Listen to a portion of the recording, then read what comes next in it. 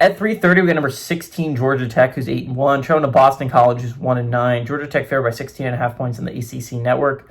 Haynes King has gone 158 of 219, thrown for 1,888 yards, 9 touchdowns, 2 interceptions. Also leads his team on the ground with 133 carries for 754 yards and 14 touchdowns.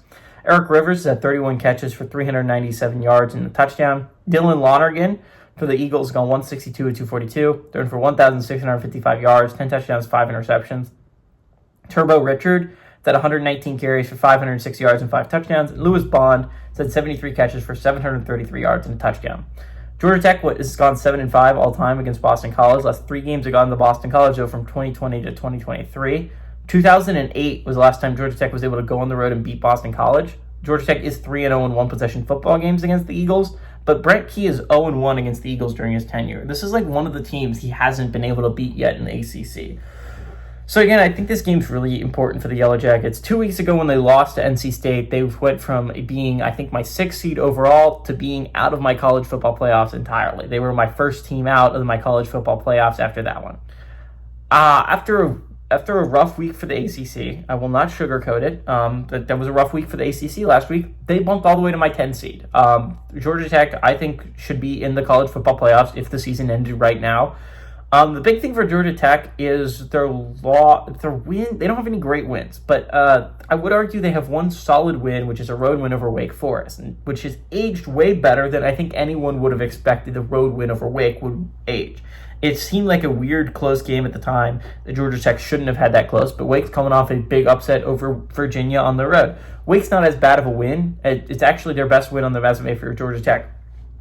Again, the big thing for Georgia Tech going is they only have one loss. The one-loss aspect put them in the college football playoffs. And again, right now, I don't have any one-loss teams missing out on the college football playoffs. This is the first college football playoff top 12 that I have that no one-loss team outside of like North Texas I have missing the college football playoffs.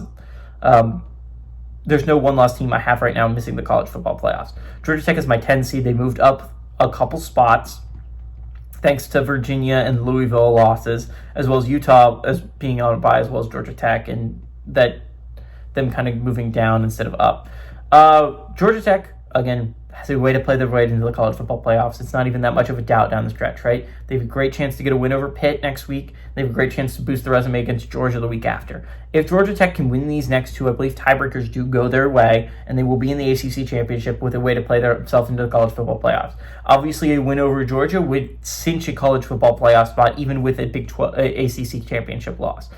Again, this is not a great Boston College team. It's actually a really bad Boston College team. This isn't as bad as this record indicates. 1-9 seems like they're awful. They've been competitive in almost every game they've in. They gave Notre Dame a fight a couple weeks ago. They gave SMU everything they could kind of handle. They just aren't talented enough to keep in the games in the fourth quarter, right?